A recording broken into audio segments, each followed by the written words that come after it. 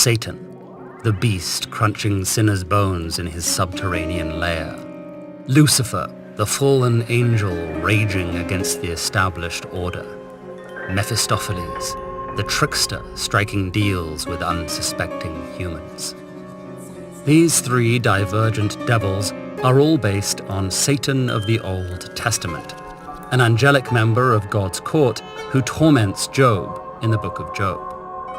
But unlike any of these literary devils, the Satan of the Bible was a relatively minor character, with scant information about his deeds or appearance.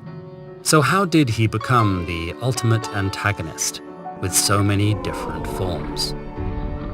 In the New Testament, Satan saw a little more action, tempting Jesus, using demons to possess people, and finally appearing as a giant dragon who is cast into hell. This last image particularly inspired medieval artists and writers, who depicted a scaled, shaggy-furred creature with overgrown toenails. In Michael Parker's painting of St. Augustine and the devil appears as an upright lizard, with a second miniature face glinting on his rear end. The epitome of these monster Satans appeared in Italian poet Dante Alighieri's Inferno. Encased in the ninth circle of hell, Dante's Satan is a three-headed, bat-winged behemoth who feasts on sinners. But he's also an object of pity, powerless as the panicked beating of his wings only encases him further in ice. The poem's protagonist escapes from hell by clambering over Satan's body and feels both disgust and sympathy for the trapped beast, prompting the reader to consider the pain of doing evil. By the Renaissance, the devil started to assume a more human form.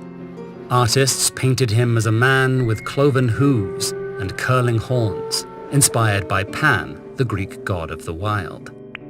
In his 1667 masterpiece, Paradise Lost, English poet John Milton depicted the devil as Lucifer, an angel who started a rebellion on the grounds that God is too powerful. Kicked out of heaven, this charismatic rebel becomes Satan and declares that he'd rather rule in hell than serve in heaven.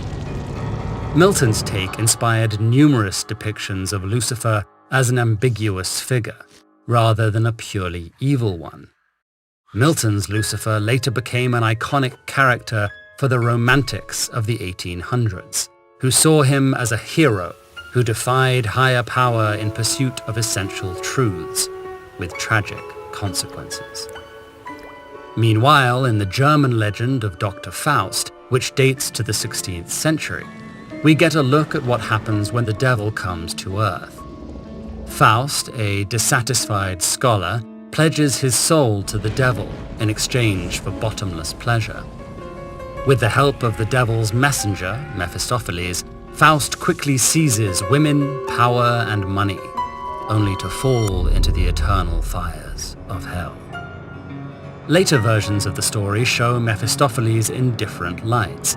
In Christopher Marlowe's account, a cynical Dr. Faustus is happy to strike a deal with Mephistopheles. In Johann Wolfgang von Goethe's version, Mephistopheles tricks Faust into a grisly deal. Today, a Faustian bargain refers to a trade that sacrifices integrity for short-term gains. In stagings of Goethe's play, Mephistopheles appeared in red tights and cape. This version of the devil was often played as a charming trickster, one that eventually paraded through comic books, advertising, and film in his red suit. These three takes on the devil are just the tip of the iceberg.